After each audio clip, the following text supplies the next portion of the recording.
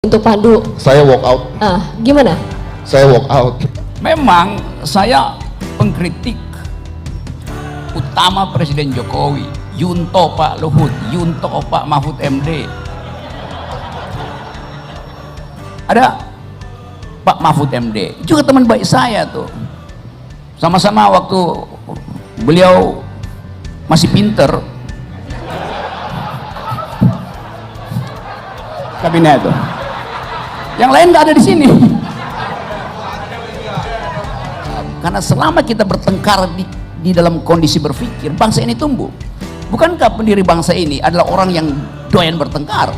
Make it simple, karena saya sekali lagi percaya yang di bawah langit ini semua ada waktunya. Tidak ada kita yang bisa abadi. Jadi ayo kita bekerja sama, ayo kita bahu-membahu membangun negeri ini.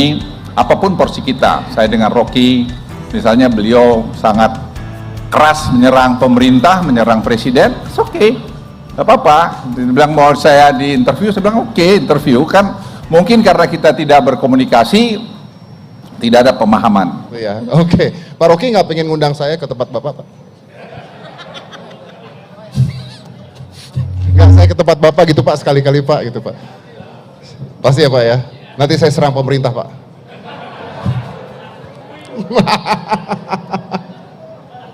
Oke, tapi ini jujur ya Pak, saat saya lihat Pak Luhut ada di depan Pak Rocky Gerung kayaknya indah banget gitu Pak, luar biasa banget itu Pak. Tepuk tangan dong, luar biasa. Yang tayang ya, nggak tahu sebelum tayang ngapain saya, tapi yang tayang sih luar biasa. Dan tentunya kami juga mengundang Bung Rocky Gerung, aktivis, salah seorang pendiri Setara Institut juga. Saya sampai grogi loh memanggil beliau ini. Nah, Pak Budi, sebelum nanti bercerita, mungkin boleh Pak Budi mikrofonnya, saya cuma mau satu kata. Pak Luhut itu kalau satu kata itu apa Pak? Pak Luhut. Pak Luhut kalau jadi dikasih Satu kata, betul. Yang kencang Pak. Galak. Galak. Oke. Nah, ini dari Menteri Kesehatan. Saya pengen dengar dari Rocky Gerung. Bang Rocky. Pak Luhut kalau satu kata apa Pak? Pak pikir dulu Pak, bener Pak. Ini keselamatan kita bersama Pak. Pikir-pikir Pak, serius pikir dulu Pak.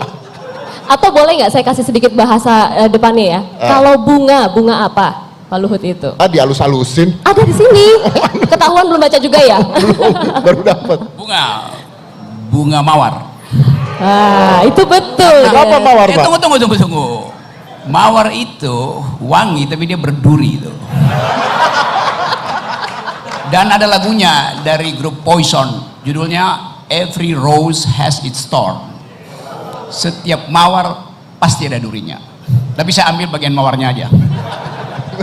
Terima kasih Pak. Itu bener loh, bener ya. Di buku ini tulis Dedi deh untuk Pandu. Saya walk out. Gimana? Saya walk out. Bukan gitu. Saya nggak ada masalah dengan Pak Rocky Gerungnya, nggak ada masalah. Cuman kan kita tahu era sekarang tuh semuanya megang handphone ya. Saya cuman nggak mau beliau salah ngomong, saya satu frame satu TikTok gitu. Janji nggak keluarin handphone. Silakan Pak Rocky. Okay. Close the door, open your mind. Saya mungkin mayoritas di sini, kalian minoritas itu. Karena orang merasa aneh ada Rocky Gerung di sini. Dan ini sebetulnya ILC. Ini Luhut Club.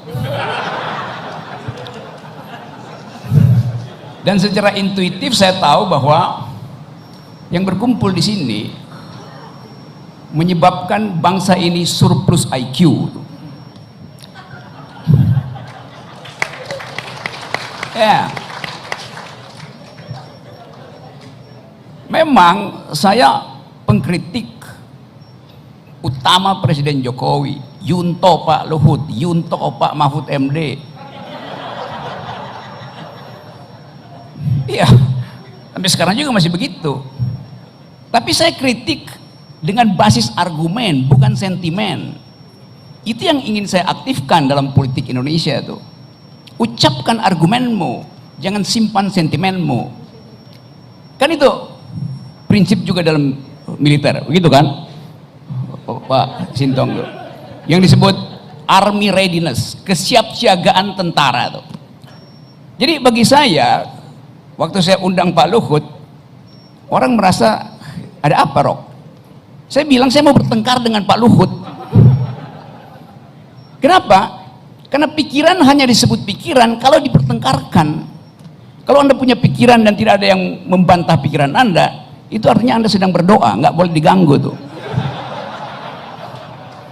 Itu bedanya berpikir dan berdoa.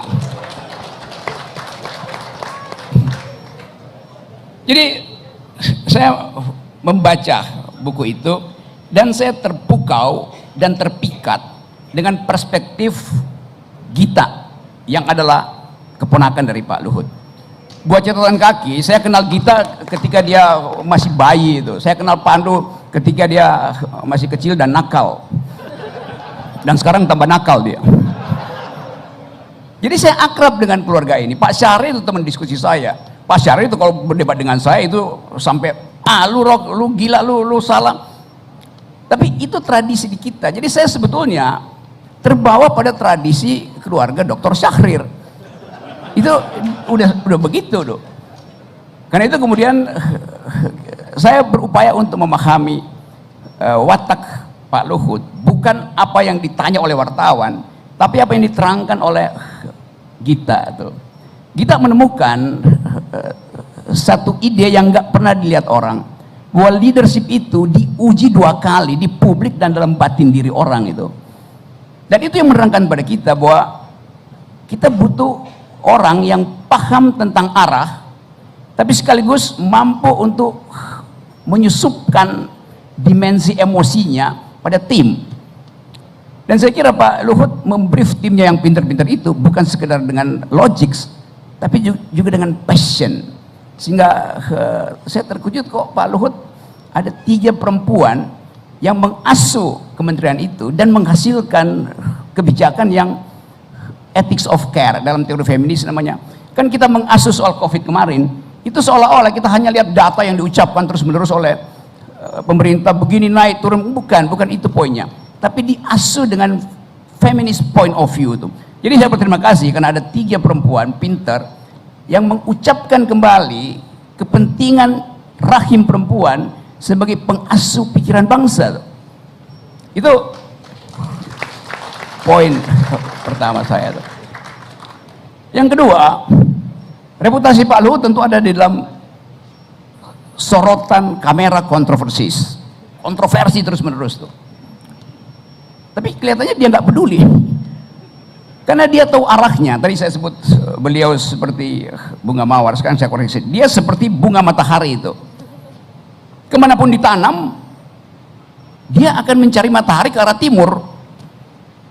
Jadi ada yang final pada pikiran Pak Luhut, yaitu bangsa, negeri, persahabatan, etik. Keadaan ini yang membuat saya berpikir bahwa memang bangsa ini dituntun oleh seseorang yang lagi memegang tongkat Nabi Musa tuh. Itu yang saya maksudkan tuh. Karena orang membutuhkan perspektif. Nabi Musa tidak pernah menolak untuk memimpin, kendati dia nggak tahu ini dia bisa belangga itu laut. Dia ragu, tapi dia tahu dia harus menuju sesuatu, tanah perjanjian itu Israel. Kegamangan orang begitu dapat perintah, dia mesti ukur dulu pasukannya cukup apa enggak. Tapi Pak Luhut menganggap bahwa saya bisa. Karena itu waktu saya bilang, Pak Luhut, Anda sebetulnya bukan sekedar disebut mampu menyelesaikan banyak masalah, tapi tahu apa yang harus diucapkan pada saat orang tidak punya pengertian tentang satu kasus. Ada Pak Mahfud MD, juga teman baik saya tuh. Sama-sama waktu beliau masih pinter,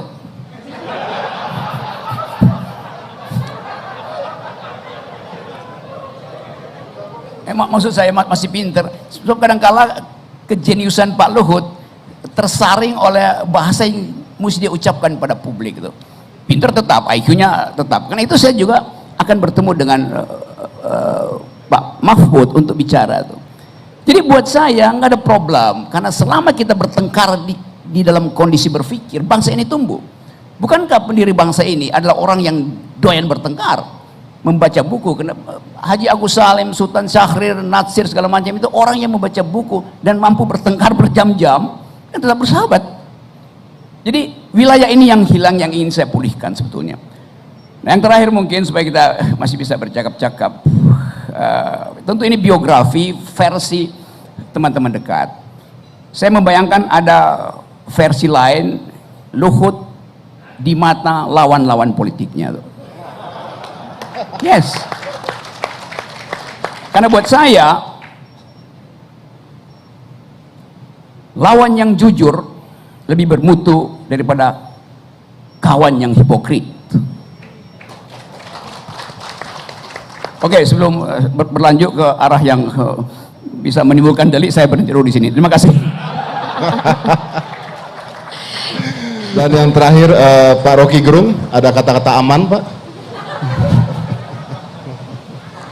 Oke, saya selalu ditaruh di belakang tuh, udah kayak ILC aja. Tapi saya senang karena ada pembicaraan yang kendati masih samar-samar, tapi kita tahu bahwa ada hal yang hendak dituntut untuk diteruskan melalui pikiran Luhut Binsar Panjaitan. Dalam beberapa bulan ke depan kita akan masuk pada suasana ketegangan politik karena tahun pemilu. Kalau ketegangan dalam keluarga diselesaikan dalam buku, tapi kalau ketegangan politik kadang-kala diselesaikan lewat amplop, dan itu yang nggak boleh tuh. Nah, bagi saya Pak Luhut memberi semacam pedoman yang orang anggap sebagai berlebihan itu, tapi memang itu faktanya tuh, dengan segala macam jabatan. Saya mengusulkan di sebetulnya semester terakhir kepemimpinan Pak Jokowi ada semacam series public lecture dari kabinet public lecture, dan itu isinya mestinya ide yang akan dititipkan bagi mereka yang akan bertanding di 2024.